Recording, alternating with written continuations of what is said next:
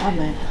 J'aimerais avec vous ce matin, puisque nous en profitons, ce monde fête Noël, nous voulons fêter plus que Noël. L'esprit qui a amené Noël, l'esprit de la nativité, un enfant nous est né. Et j'en profite à chaque fois, tous les ans, de parler de la parole que le prophète Ésaïe a annoncée bien longtemps avant la venue de Jésus. Ésaïe va dire, dans Ésaïe chapitre 7, verset 14, un verset qui est très connu. C'est pourquoi le Seigneur lui-même donnera un signe. Voici que la jeune fille est enceinte. Elle enfantera un fils et lui donnera le nom d'Emmanuel. Pas Macron, hein? Emmanuel, qui veut dire en hébreu Dieu avec nous. D'accord? Il lui donnera un fils. Et bien sûr, ce nom, c'est Dieu qui est là, c'est la présence de Dieu, c'est prophétique. C'est Dieu qui va descendre, qui va donner son fils, et qui va être avec lui et qui est en pleinement Dieu, pleinement dans la divinité. Et il va descendre sur la terre. Il dira au chapitre 9, verset 5 d'Ésaïe toujours, « Car un enfant nous est né, un fils nous est donné, et la souveraineté, donc on voit toujours la notion de royauté, on reposera sur son épaule. On l'appellera admirable, conseiller, Dieu puissant, Père éternel, prince de la paix, renforcer la souveraineté et donner une paix sans fin au trône de David et à son royaume. On ne parle que de royaume presque. C'est un roi, Jésus. Alléluia. Les amis, vous ne vous approchez pas d'un roi comme d'un homme. Et le roi n'a pas la même force, la même capacité qu'un homme. Le roi, il a tous les pouvoirs. Il a toute l'autorité. Et notre roi, il était proclamé roi des rois. Roi des rois avec un R majuscule, des rois, les rois au pluriel avec un R minuscule. Et son royaume l'affermira et le soutenir par le droit et par la justice, dès maintenant et à toujours. Voilà ce que fera le zèle de l'Éternel des armées. Ésaïe chapitre 9, verset 5. Verset 5. Et 6. J'aimerais également qu'on aille ensemble dans l'évangile de Luc. Si vous avez du mal à lire, on peut allumer les lumières. Peut-être un peu dans ça va? Ok. Donc, Luc chapitre 1. Luc va parler. L'ange. L'ange va voir Myriam et va lui parler. Ou en Marie, comme vous voulez. L'ange va voir Marie et lui dit. Oui, on voit souvent l'ange quand on voit la puissance de Dieu, on voit souvent les anges arriver. L'ange lui dit, sois sans crainte, verset 30. Luc chapitre 1, verset 30. Sois sans crainte, Marie, car tu as trouvé grâce auprès de Dieu. Juste là, j'aimerais... Luc chapitre 1, verset 30. J'aimerais faire un parallèle, vous savez, entre la grâce et la crainte. Vous avez vu? Le royaume de Dieu, c'est la grâce. Le royaume de l'adversaire, de Satan, c'est la peur. Vous saisissez? Et c'est pour cela qu'on ne peut pas vivre une vie humaine sur terre avec des peurs qui nous submergent. On ne peut pas garder nos peurs. On ne peut pas vivre dans la peur. Nous ne pouvons pas vivre dans l'insécurité. Vous êtes là? Dieu a parfois besoin de toucher nos traumas, nos traumatismes même de l'enfance, etc. Dieu a besoin de nous toucher pour qu'on puisse vivre là, vraiment la sécurité du Père, d'expérimenter la sécurité du Père. Mais je fais juste ce parallèle parce qu'il est important, et c'est pas moi qui le dis, mais c'est l'ange qui fait le parallèle entre la peur et la grâce de Dieu. C'est pour ça que la Bible dit, veillez à ce qu'aucun de vous se prive de la grâce de Dieu. La grâce de Dieu se manifeste quand l'homme de Dieu, la femme de Dieu, se lâche totalement, s'abandonne totalement, comme un signe de foi en le Père, en l'amour du Père, pour que le Père puisse faire le travail avec le Saint-Esprit, au nom de Jésus-Christ. C'est juste une parenthèse, mais je la ferme. Verset 31, voici, l'ange, donc c'est toujours l'ange qui parle à Marie, tu deviendras enceinte, tu enfanteras un fils.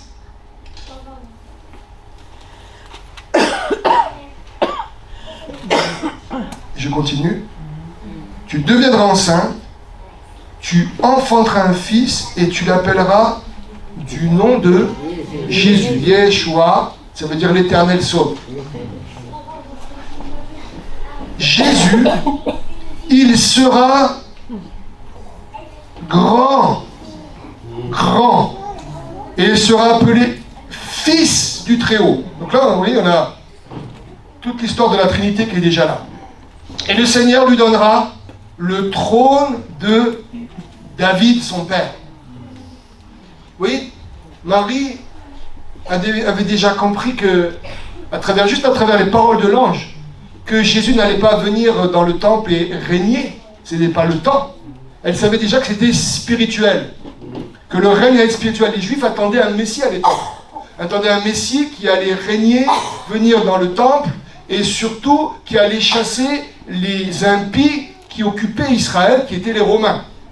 Après les Grecs et les Hellénistes, c'était les Romains. Et donc, elle avait déjà vraiment une révélation incroyable que Dieu lui donne. À l'époque, on l'attendait. D'ailleurs, les Juifs sont passés à côté du Messie parce qu'ils pensaient que le Messie allait amener un royaume physique, avec des armes, en chassant ses armées. Non, Jésus va dire, rendez à Dieu ce qui est à Dieu, et à César ce qui est à César. Donc, donnons à Dieu ce qui est à Dieu, et rendons à notre société ou à nos politiques. Voilà, on ne va pas rentrer dans ces histoires. On a d'autres choses à saisir et à vivre et à proclamer. On doit annoncer le règne de Jésus-Christ, le Fils de Dieu, le Sauveur. Donc il régnera sur la maison de Jacob, verset 33, éternellement. Ah, pourtant il n'est plus là. Mais il règne encore éternellement, dit la Bible. Et son règne n'aura pas de fin. Voilà les paroles que l'ange dit à Marie. Son règne n'aura pas de fin. Pourtant il va aller à la croix. Mais non, il est esprit, il est là avec nous. Jésus est là avec nous, il vit en nous, il est avec nous. Et il continue à régner. Même si nous voyons aujourd'hui tout presque pas l'inverse, mais dans ce monde, on voit des choses qui pourraient nous faire croire qu'il n'est plus là ou qu'il ne règne. Non, il règne. Il laisse simplement un temps au puissant des ténèbres avant de s'occuper d'elle et de terminer son travail qu'il a accompli à Golgotha. Et donc, son règne n'aura pas de fin. Marie dit à l'ange, mais comment cela se produira-t-il puisque je ne connais pas d'homme? Elle est vierge. Verset 35, l'ange lui dit, et là on a tout un cours du Saint-Esprit, là on a le Père, le Fils, le Saint-Esprit viendra sur toi, et la puissance du Très-Haut te couvrira de son ombre. La puissance du Très-Haut viendra sur toi. Le Saint-Esprit là, il est déjà là, le Saint-Esprit. Et là il va faire en sorte qu'elle ait cet enfant. Et elle continue, te couvrira de son nom, je continue verset 35. C'est pourquoi le saint enfant qui naîtra sera appelé Fils de Dieu. Waouh! Quelle puissance, quel power, quel enseignement. Voici, donc imaginez-vous pour une juive de l'époque d'entendre tout ça, hein. C'est soit elle le dit à l'ange de partir, soit elle dit tu es un faux ange, ou soit elle accueille cela avec un chamboulement intérieur. Voici qu'Élisabeth, verset 36, ta parente a conçu elle aussi un fils en sa vieillesse. Vous savez qui est ce fils? C'est Jean-Baptiste. Et celle qui a été appelée stérile est dans son 6e mois. Donc l'ange donne une révélation. Il dit voilà, ta parente a déjà un enfant, elle est enceinte de 6 mois. Verset 37, et j'aime beaucoup cette parole de l'ange, car rien n'est impossible à Dieu. Dieu, en fait, en réalité, il est en train de dire à Marie, Marie, élargis l'espace de ton cœur, élargis tout ce que tu as entendu. Là, je suis en train de donner une révélation d'en haut. Élargis tous tes raisonnements, toutes tes conceptions sur Dieu, toute ta connaissance que tu pourras avoir sur Dieu ou tes expériences. Élargis, fais la place à la révélation, car rien n'est impossible à Dieu. Rien. Rien. Dieu est capable de tout et Dieu fait ce qu'il veut en réalité. Puisqu'il est Dieu, il est roi. Un roi fait ce qu'il veut. Et c'est pour ça que nous, l'Église, nous devons ne pas oublier que notre Dieu, il est un Père, mais il est également le roi de toute la création. Il n'est pas qu'un Père. Mais plus on expérimente le Père, plus on expérimente le roi. Et plus on expérimente le salut. Mais quand nous sommes devant le roi, c'est pour ça que le roi, il cherche sur la terre, vous le savez, des adorateurs. Il ne cherche pas des religieux. Il ne cherche pas des pasteurs. Il ne cherche pas des hommes et des femmes qui font des œuvres pour lui seulement. Il cherche bien plus que ça. Il cherche des œuvres qui découlent de l'adoration, de la gloire qui lui est rendue. Et donc, Dieu le Père recherche des hommes et des femmes qui posent leur vie sur l'autel. Qui posent tout ce qui est facile à poser, mais tout ce qui est difficile. Ou même tout ce qui est inconscient. Mais il cherche des hommes et des femmes qui posent sur l'autel toutes choses. Et l'adoration, c'est déposer toutes choses sur l'autel. D'être prêt à tout revoir. D'être prêt à faire des choses folles comme Marie l'a fait. Les a effectuées sur la terre. Elle a fait des choses folles. À un tel point où Joseph voulait la... Allez, c'est bon, on arrête là. On arrête là. Mais après, l'ange va parler à Joseph aussi. Heureusement. Mais elle était prête à accueillir des choses folles pour Dieu. Pourquoi? Parce qu'elle avait un cœur pur, un cœur d'adorateur. Elle n'avait apparemment pas de diplôme universitaire de théologie. Elle n'avait pas apparemment une place comme un homme avait une place à l'époque, dans le temple. Elle n'avait pas de connaissance de la société, être reconnue dans la société de l'époque. Non, Dieu va prendre une jeune femme, il va l'appeler par son nom parce qu'il a vu son cœur. Et ce qui est merveilleux, aussi bien l'Ancien Testament que le Nouveau Testament nous le disent, c'est que Dieu ne regarde pas aux apparences, il regarde au cœur. Dieu voit ton cœur. Dieu voit nos cœurs unis. Et c'est là que Dieu envoie la bénédiction. C'est là que Dieu nous aide à l'adorer. Il y a des domaines où on a du mal à l'adorer. Du même domaine qu'on a du mal à lâcher, c'est la vie humaine. Mais Dieu cherche des hommes et des femmes qui déposent tout. Comme Marc. Toute sa théologie a été renversée. Toute son éducation spirituelle a été renversée. Toute son éducation morale elle était enceinte avant le mariage, a été renversée. Tout a été chamboulé dans... Mais Dieu cherche un peuple comme cela. Un peuple qui a soif et faim. Quand on a soif et faim, on reçoit la bonne nourriture. On reçoit le bon pain. On aime bien le bon pain en France. À l'époque, on mangeait du pain. On pourrait, si on était en Afrique, on dirait le bon riz. Un bon riz de bonne qualité. Et Jésus va venir de, on verra tout à l'heure, Bethléem, qui veut dire maison du pain. La maison du pain. Qui vient de la maison du pain. Je termine juste par cela, car rien n'est impossible à Dieu. Marie, j'aime beaucoup la réaction de Marie. Marie dit, regardez avec moi, verset 38. Vous avez déjà vu. Marie dit, voici, regardez, je ne sais pas comment c'est traduit ici.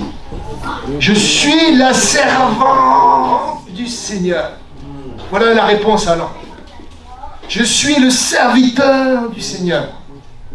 Ça veut dire, je suis prêt. Mon cœur est prêt. Mais il n'est pas prêt maintenant. Il a été préparé dans l'adoration avant. Il a été préparé dans l'adoration avant le cœur. Il a été préparé dans un esprit de vouloir vraiment servir Dieu comme lui le veut.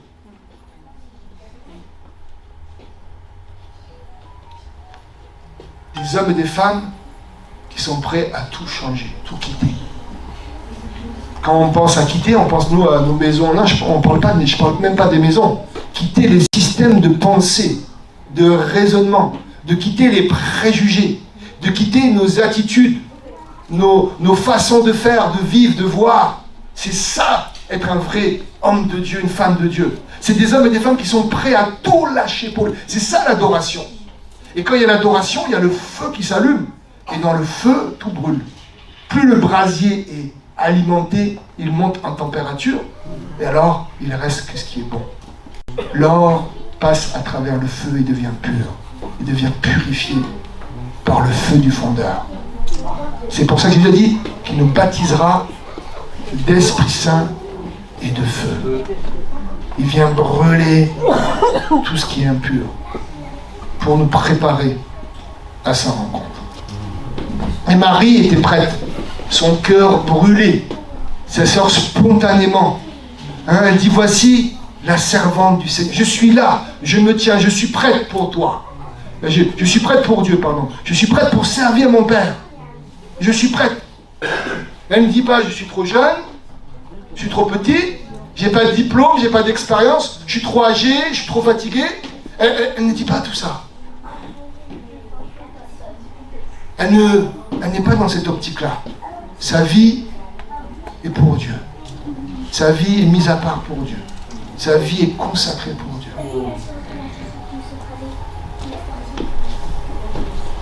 Et donc, qu'est-ce qui va se passer ensuite? Elle dit, voici, donc je suis là. Et elle dit, regardez bien la suite, je ne sais pas ce que vous avez comme traduction, que tout ce que tu m'as dit s'accomplisse pour moi. Moi, j'ai dans ma version, qu'il me soit fait selon ta parole. J'aime celle-ci. Qu'il me soit fait selon ta parole. Ça veut dire, en fait, pas ma volonté, pas ma destinée, pas ma vie, mais ta volonté, ta destinée et ta vie. Moi, ma vie, elle est pour le roi. Ma vie, elle est pour mon Père. Donc, je ne cherche pas à faire ce que je veux.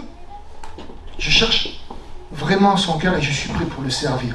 S'il faut aller là-bas, j'irai. S'il faut faire cela, j'irai. S'il faut abandonner cela, je le ferai. Et là, elle va abandonner. Et elle va dire, voilà. Et après, l'ange a terminé sa mission. Qu'est-ce qu'on voit quand l'ange est terminé? L'ange va s'éloigner d'elle. Waouh! C'est-à-dire, l'ange voyait que le cœur de Marie, elle avait accueilli la parole du Père. C'est magnifique, parce qu'on va voir la suite, un peu plus loin. Dans Michée chapitre 5, verset 1, je cite, pour vous, tu peux commencer déjà à aller dans les textes. Jean chapitre 6, s'il te plaît, verset 22. Et moi, entre-temps, j'aimerais lire Michée chapitre 5, verset 1. Le prophète Michée dit, et toi, Bethléem Ephrata, toi qui es petite parmi les milliers de Juda, de toi sortira pour moi celui qui dominera sur Israël et dont l'origine remonte au lointain passé, au jour d'éternité. On parle de domination, de règne, de royauté. On parle que Jésus était là bien avant, le Messie bien avant la fondation du monde, et qu'il sera là éternellement. Mais il parle de Bethléem, parce que le Messie devait naître où? À Bethléem, pas à Nazareth. Puisque Nazareth, qu'est-ce que dit la Bible sur Nazareth? Qu'il ne sortait rien de bon de Nazareth.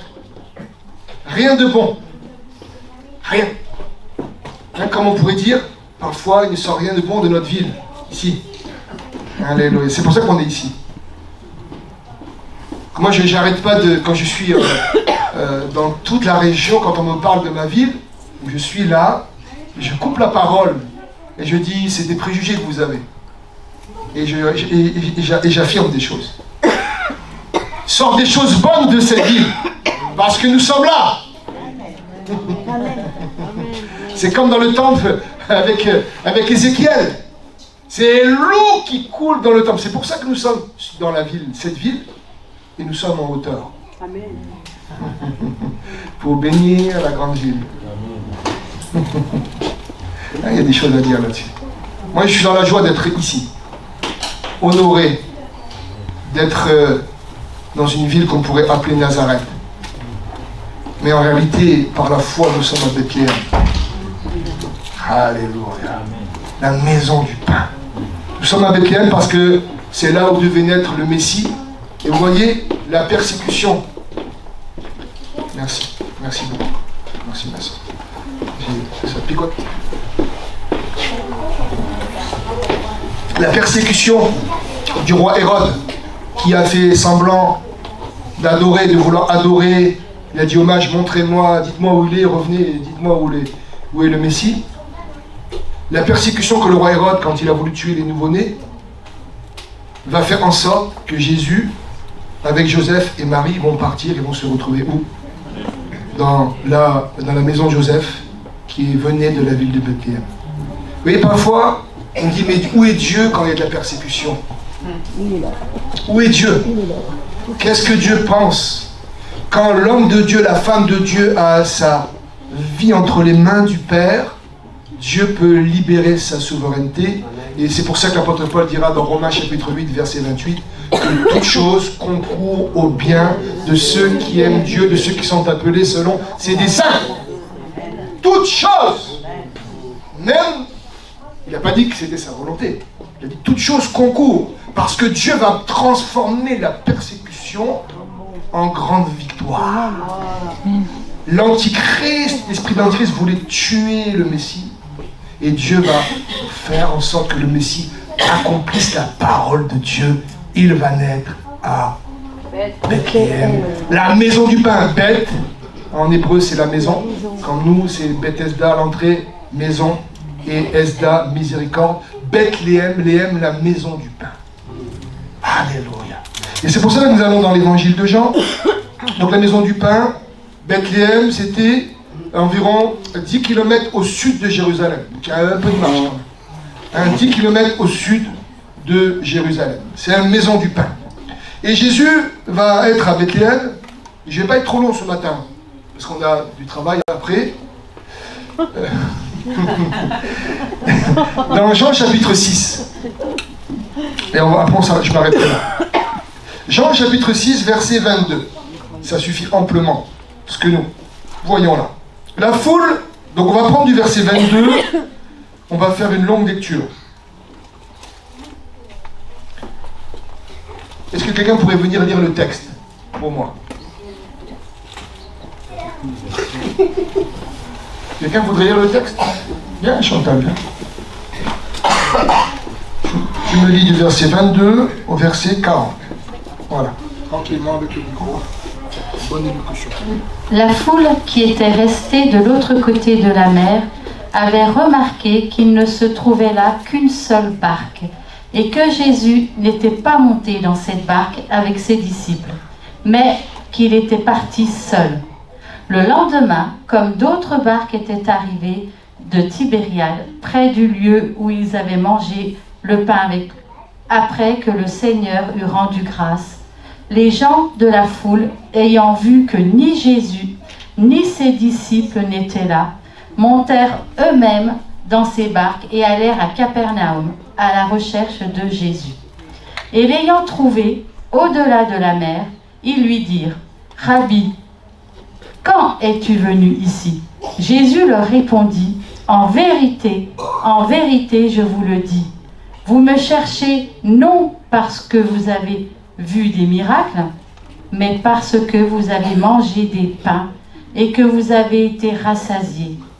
Travaillez non pour la nourriture qui périt, mais pour celle qui subsiste pour la vie éternelle, et que le Fils de l'homme vous donnera, car c'est lui que le Père, que Dieu a marqué de son sceau. Ils lui dirent, que devons-nous faire pour faire les œuvres de Dieu? Jésus leur répondit, « L'œuvre de Dieu, c'est que vous croyez en lui qu'il a envoyé. Quel miracle fais-tu donc, lui dirent-ils, afin que nous le voyions et que nous croyions en toi. Que fais-tu? Nos pères ont mangé la manne dans le désert, selon ce qui est écrit. Il leur donna le pain du ciel à manger. Jésus leur dit, en vérité, je vous le dis, Moïse ne vous a pas donné le pain du ciel, mais mon Père vous donnera le vrai pain du ciel. Car le pain de Dieu, c'est celui qui descend du ciel et qui donne la vie au monde. Ils lui dirent, Seigneur, donne-nous toujours ce pain. Jésus leur dit, je suis le pain de vie. Celui qui vient à moi n'aura jamais faim, et celui qui croit en moi n'aura jamais soif. Mais je vous le dis, vous m'avez vu, et vous ne croyez point. Tous ceux que le Père me donne viendront à moi, et je ne mettrai pas dehors celui qui vient à moi, car je suis descendu du ciel pour faire non ma volonté, mais la volonté de celui qui m'a envoyé. Or, la volonté de celui qui m'a envoyé, c'est que je ne perde rien de tout ce qu'il m'a donné, mais que je le ressuscite au dernier jour. La volonté de mon Père, c'est que quiconque voit le Fils et croit en lui ait la vie éternelle, et je le ressusciterai au dernier jour. Amen. Amen. Merci beaucoup pour cette belle lecture. Alléluia. Donc, on peut voir que Bethléem, c'était la maison du pain. Quand il y a la maison du pain, ça veut dire qu'il y a une abondance de pain et de ressources. Et Jésus va naître dans cette ville. Il va naître dans cette ville et il va prophétiquement accomplir donc il va être successeur du trône de David, de la descendance davidique, et il va être c'est Jésus qui est le roi parlé d'Israël et qui va être celui qui va donner le vrai pain. Et c'est pour cela que nous avons lu ce texte. Qu'est-ce qu'il dit Jésus? Que fais-tu? Nos pères ont mangé la manne. Il parle de la manne, voilà. Et il leur donna le pain du ciel à manger. Jésus leur dit en vérité, verset 32, je vous le dis, Moïse ne nous a pas donné le pain du ciel, mais mon Père vous donne quoi? Le vrai pain du ciel. Le vrai pain du ciel. Et qui est ce pain du ciel? Car le pain de Dieu, c'est celui qui descend du ciel et qui donne sa vie au monde. Qui donne la vie au monde, pardon. Et il lui dit, Seigneur, donne-nous toujours ce pain. Verset 35, Jésus lui dit, donc le je suis, comme on trouve dans l'Ancien Testament où l'Éternel va dire je suis. Là, il démontre sa divinité. Il dit, je suis le pain de vie. Je suis ce bon pain. Je suis le pain de la vie. Donc ce pain-là, en le mangeant, va donner la vraie vie. Il est le vrai pain qui donne la vraie vie. Celui qui vient à moi n'aura jamais faim. Alléluia. Alléluia. Alléluia. Et celui qui croit en moi n'aura jamais soif. Mais je vous le dis, vous m'avez vu et vous ne me croyez point. Tous ceux que le Père me donne viendront à moi, je ne mettrai pas dehors celui qui vient à moi. Parce qu'il y avait tous des critères à l'époque pour venir à Dieu. Il y avait des rituels, c'était très complexe. Il y avait une sélection, il y avait des prêtres qui surveillaient. Car je suis descendu du ciel pour faire, et c'est ça, le vrai pain de vie peut donner la vraie vie. Pourquoi? Je suis descendu du ciel, verset 38, pour faire non ma volonté, non ma volonté, mais ta volonté, mais la volonté du Père. Alléluia. Toujours la notion de l'adoration sacrificielle. Pas moi qui vis, mais toi qui vis en moi. Pas ma volonté, mais la volonté de celui qui m'a envoyé. Et regardez tout de suite.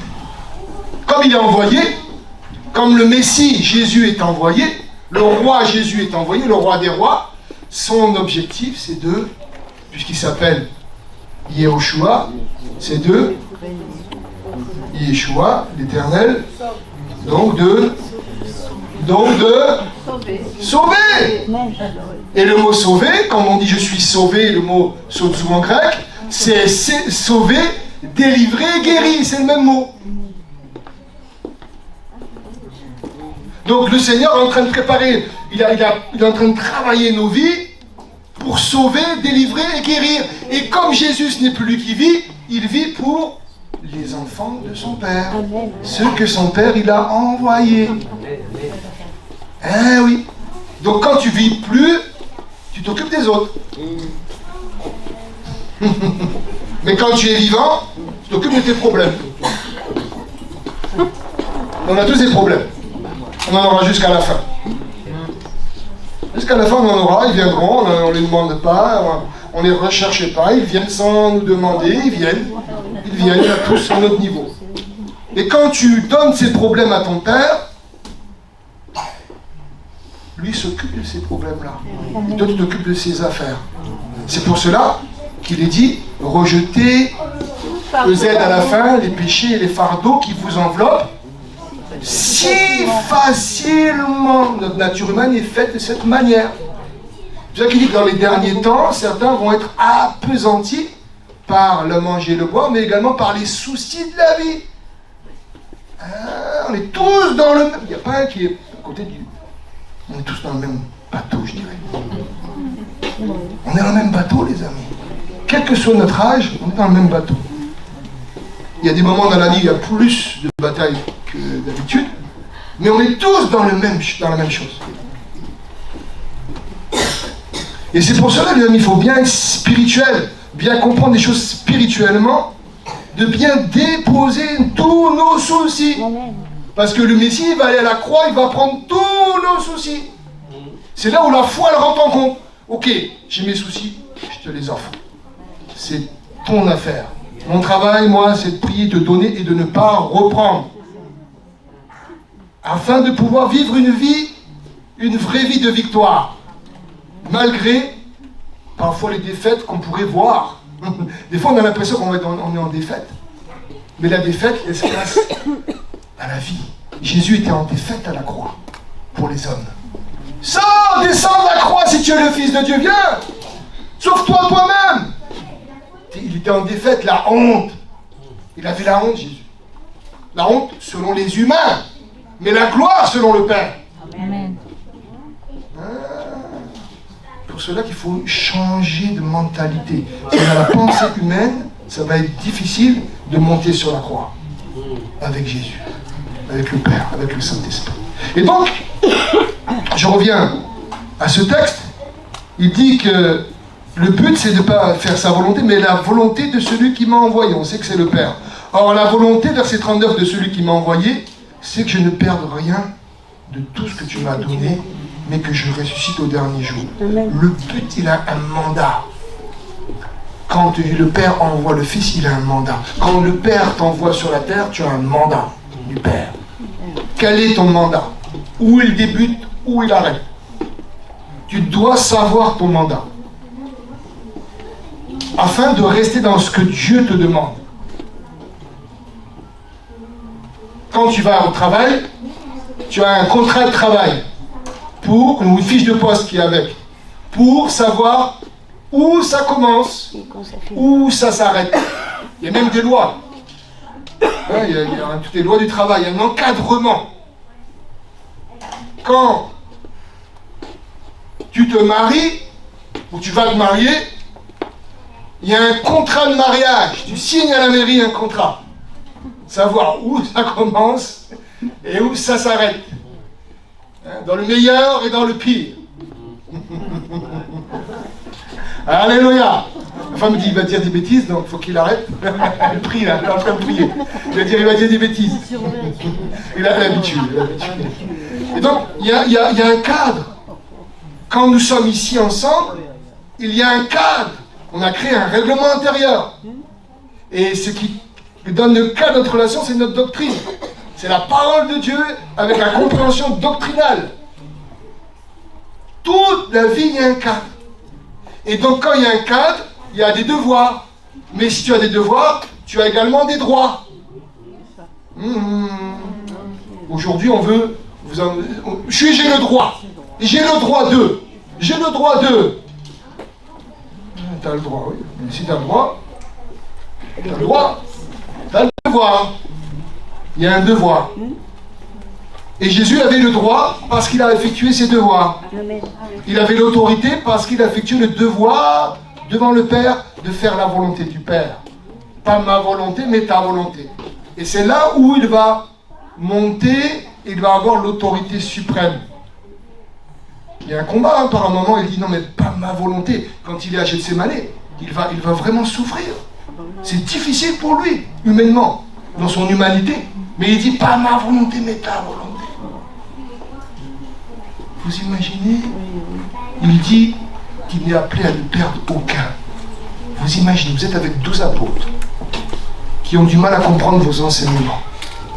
Vous êtes avec 12 apôtres qui, après maintes explications, après des miracles, des prodiges, des signes, etc., divers et variés, ont du mal à saisir. Oh, qui, quand vous leur demandez de prier avec vous, ne sont pas capables de prier 1 heure avec vous, alors que vous leur demandez de l'heure, vous avez tellement servi pendant des années auprès d'eux. Wow. Où Jésus trouve la force? Dans le Père. C'est plus lui qui vit. Chaque jour, c'est le Père qui vit en lui, s'abandonne. Et à la fin, on constate que quand les soldats arrivent avec les religieux pour l'arrêter, qu'est-ce qui se passe? Qu'est-ce qui se passe?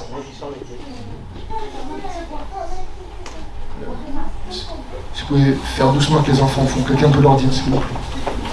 Quelqu'un peut calmer les enfants, merci. Qu'est-ce qui se passe?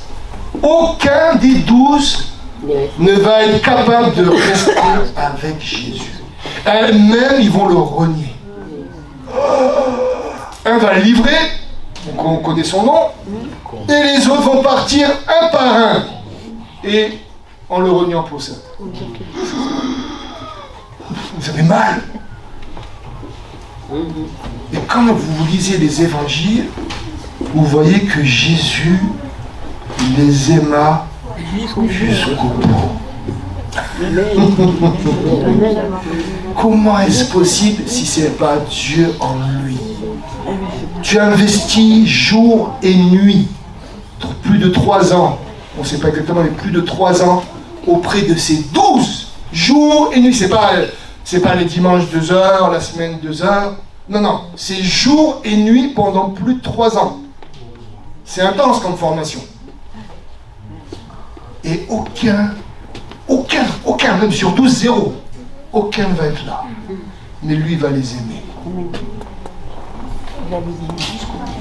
Est-ce que c'est lui qui a choisi les 12 apôtres? Non. Il a passé la nuit en prière. C'est le Père qui lui a donné. Alors je reviens maintenant sur terre. Est-ce que vous choisissez vos frères et vos sœurs? Non, c'est Dieu qui nous a choisis. Est-ce que vous choisissez le lieu où vous priez? Non. C'est Dieu qui vous conduit normalement. Oui, c'est vrai. Tout à fait, c'est vrai.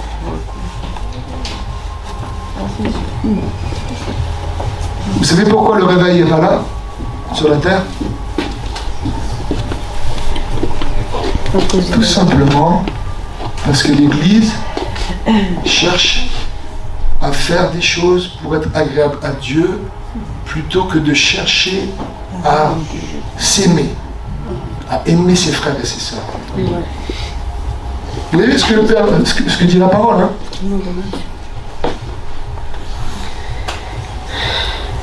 Qu'est-ce qu'il dit? Je suis descendu, verset 38, s'il te plaît. Je suis descendu du ciel pour faire non ma volonté, mais la volonté de celui qui m'a envoyé. Or, la volonté de celui qui m'a envoyé, verset 39, c'est que je ne perde rien de ce que tu m'as donné, mais que je reçois les derniers jours. Waouh! Et nous, qu'est-ce qu'on fait? Qu'est-ce qu'on fait, nous, l'Église? J'ai pas dit ici, hein, c'est quel est mon ministère? Quel est mon appel? Quels sont mes dons naturels? Quels sont mes dons spirituels? Tout ça, c'est très bien. J'ai pas dit que c'est fallait pas faire. Mais on est concentré. Où est ma place dans l'Église? Vous avez jamais entendu ça? Où est ma place dans l'Église? Moi, j'ai jamais prié pour savoir où était ma place dans l'Église. J'ai simplement dit, Seigneur, remplis-moi. Je cherchais Dieu. Remplis-moi, remplis-moi. Seigneur, fais les choses naturellement ensuite. Ce n'est pas les hommes qui bloqueront l'appel d'un homme ou d'une femme sur vos vies ou pour rentrer dans votre destinée. Des hommes ne pourront rien faire. Et donc l'Église est là. Et puis on est là entre nous. Puis on dit Seigneur, ce matin, dimanche matin, bénis-moi. C'est bien. Tout ça, c'est très bien. Mais dimanche matin, c'est pas bénis-moi. Si je viens bénir l'Éternel. Amen. Je viens bénir l'Éternel avec. Je viens adorer l'Éternel avec mes frères et sœurs. Et ensuite, quand j'adore l'Éternel avec mes frères et sœurs, le Seigneur me bénit. C'est automatique, il n'y a même pas besoin de demander. Rappelez-vous la parole que je vous ai communiquée cette semaine sur notre groupe. Qu'est-ce que je vous ai dit? Ou qu'est-ce que je voulais vous dire? C'est que parfois nous prions pour avoir des bénédictions. Nous prions pour des sujets, alors nous sommes déjà bénis de toute bénédiction spirituelle dans les lieux célestes. C'est-à-dire que nous avons déjà accès. Il n'y a pas besoin de demander. Il y a juste besoin de saisir sur le cœur, dire ok, j'ai déjà. Des fois on demande des choses, on passe du temps dans la prière, même des fois des nuits de prière, les amis. Il y a des gens qui prient des nuits pour des sujets, ils n'ont pas besoin de prier pendant des nuits. Dieu a déjà donné depuis plus de 2000 ans en train de la croix. Nous sommes bénis de toute bénédiction spirituelle dans les lieux célestes. Si tu es déjà béni, tu saisis, tu dis merci Seigneur, j'ai déjà. Des fois on perd du temps les amis dans notre vie chrétienne alors qu'on a déjà. Ça, on a besoin du Saint-Esprit pour nous éclairer avec sa parole, pour nous montrer ce que nous avons déjà. Et donc Jésus, son souci, puisqu'il c'est plus lui qui vit, c'est prendre soin des autres. Et c'est pour ça qu'il est capable de dire, dans Jean, vous savez où je vais aller? Jean chapitre 13, versets 34 et 35, c'est par l'amour que vous aurez les uns envers les autres, que le monde verra. Je vous donne un nouveau commandement. Un commandement nouveau. En fait, c'est pas nouveau, mais il le met en lumière. Aimez-vous les uns les autres. Vous devez absolument prier, plier les genoux pour votre église, les amis. Si toi tu m'entends sur internet, c'est pour ton église, là où Dieu t'appelle. Tu dois plier les genoux, demander à Dieu, dire Seigneur, moi je veux aimer tout le monde comme toi tu les aimes. C'est pas possible par moi-même, je ne peux pas y arriver. Je n'ai pas la ressource de l'amour. Parce que la Bible dit que Dieu est amour dans l'épître de Jean. L'essence même de Dieu, c'est l'amour. C'est pas moi l'amour. C'est Dieu en moi. Donc j'ai besoin de Dieu. J'ai besoin du Saint-Esprit qui prend les choses du trône du Père, du royaume de Dieu pour les faire descendre dans mon cœur, travailler mon cœur, pour pouvoir aimer les autres comme Dieu les aime. C'est impératif, c'est un stress pour nous de prier pour avoir plus d'amour les uns envers les autres. Amen. Si vous êtes en vidéo, tout le monde est en train de dire Amen, Alléluia, tout le monde saute de joie. C'est bon, on va mourir à nous-mêmes. On va monter sur la croix et dire Seigneur, c'est pas possible par moi-même, je ne peux pas y arriver. C'est impossible. Mais avec toi, j'ai vu tout à l'heure que tout était possible à celui qui croit. Rien n'est impossible à Dieu. Alors viens travailler mon cœur et viens me donner l'amour, le pain quotidien. Donne-moi l'amour pour mes frères et mes sœurs. Qu'est-ce qu'on a fait pour spolier tout ça? On a dit, ben c'est le pasteur. Le pasteur, alors il doit t'écrire un message, il doit te téléphoner, il doit te visiter. Voilà. On est tranquille. Vas-y pasteur. Tu visites, tu téléphones, et puis tu es payé pour ça en plus. Tu visites, tu téléphones, et tu prends soin des gens. Nous, on est tranquille. Mais c'est la vérité, les amis. C'est la vérité. Mais c'est toi le pasteur de ton frère. C'est toi le pasteur de ta sœur. C'est pour ça que parfois j'ai des comportements volontaires pour enseigner et éduquer. Parfois je ne réagis pas parce que je ne veux pas ou pas parce que je ne veux pas, parce que je fais exprès. Parce que je casse ce modèle. Parce que je bloque l'Esprit Saint si je fais des choses que je n'ai pas à faire. Si je prends la place des frères et sœurs, je bloque l'Esprit Saint. On peut être pasteur, faire des bonnes choses et prendre la place de l'Esprit Saint et prendre même la place des frères et sœurs. Ça va? Vous êtes toujours là? Vous avez mis la ceinture? J'avais dit que j'allais être court. Hein. Mais c'est important ce que je dis. Parce que notre modèle, c'est Christ. C'est Jésus notre modèle. C'est lui. Il n'y a personne d'autre. Moi, je veux être un modèle pour vous, mais je suis imparfait. Mais je tends à la perfection parce que l'Épître au début dit que je suis parfait. Que nous sommes parfaits. Mais on travaille à cela. Mais notre modèle, c'est Jésus-Christ. Notre grand modèle, c'est Jésus-Christ. Notre sauveur, c'est Jésus-Christ. Notre roi, c'est Jésus-Christ. Celui qui nous délivre, qui nous guérit, qui nous renouvelle, c'est Jésus-Christ. Par le Saint-Esprit. J'ai bientôt terminé. On approche du verset 40. Mais la volonté de verset 39, or la volonté de celui qui m'a envoyé, c'est que je ne perde rien de tout ce qu'il m'a donné, mais que je le ressuscite le dernier jour, que je travaille à son salut. Verset 40, et la volonté de mon Père, c'est que quiconque voit le Fils et croit en lui ait la vie éternelle, et je le ressusciterai. Il a bien dit « je ». C'est Jésus qui va ressusciter. Je le ressusciterai au dernier jour. Mes amis,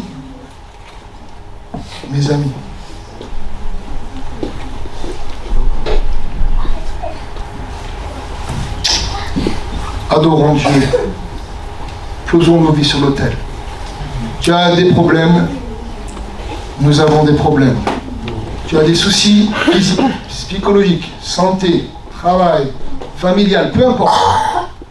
Peu importe, tu vis des choses difficiles, tu vis un deuil, on en vit parfois, j'en vis en ce moment, tu vis un deuil ou d'autres choses, viens déposer tout ça au Seigneur. Il est venu sur la terre, il a monté sur la croix pour nous montrer le chemin. Et plus tu apprends à déposer, plus tu deviens un disciple de Dieu. Venez à moi, vous tous qui êtes fatigués et chargés, prenez mon joug sur vous, il est doux et léger, et recevez mes instructions. Je ne peux pas recevoir les instructions sans avoir déposé mon joug pour prendre son joug qui est doux et léger. Si je garde mes fardeaux, je sors de l'école de Jésus, je sors de l'école du discipulat. C'est tout. Tu peux dire tout ce que tu veux. On peut être avec Jésus et pas être à l'école de Jésus. Hein. Alors que Jésus, il vient pour nous révéler le Père. Il vient par le Saint-Esprit nous révéler qui il est. Le Saint-Esprit vient travailler nos cœurs. Il vient les modeler. Il vient les purifier, les transformer. Il vient poser des trésors de Dieu. Et si les amis, nous gardons nos soucis, on va faire comme le monde. C'est pour ça que si vous relisez l'évangile de Matthieu, en particulier les béatitudes, Jésus va être assez directif et assez ferme avec ceux qui gardent leur peur. Il dit, si vous faites comme les gens du monde. Quand vous voyez Matthieu chapitre 6, verset 33, quand Jésus dit, cherchez d'abord le royaume des cieux, il ne dit pas, déposez, cherchez à régler vos problèmes, vos fardeaux, etc. Il dit, cherchez d'abord le royaume des cieux et sa justice, et tout vous sera donné par-dessus tout. Avant et après, dans tout le texte, Jésus parle des peurs. Il dit à la foule, n'ayez pas peur, je règne, je suis le roi des rois. Et les amis, c'est le temps pour nous de la répétition avant que le grand bal commence. Vous avez remarqué comme moi que les puissants de l'Antichrist prennent place de plus en plus depuis quelques années. Il n'y a rien de nouveau sous le soleil, la Bible l'explique. On a bien vu les choses, on a des mots-clés, des phrases-clés, des événements qui nous démontrent cela. Nous, pendant la Covid, on a pris le vaccin anti-peur. On a fait 3 rappels, on a pris booster anti-peur. Oui, parce que le but dans l'histoire, c'est d'avoir peur. C'est pas autre chose que c'est la peur. Et donc nous, on a déposé nos peurs. On a eu des peurs, et c'est normal, on est des humains. Mais on a fait le booster contre la peur. Et celui qui nous pique contre la peur, c'est quand on vient déposer nos peurs, alors il peut nous vacciner. Et il nous a vaccinés. Gloire à Dieu.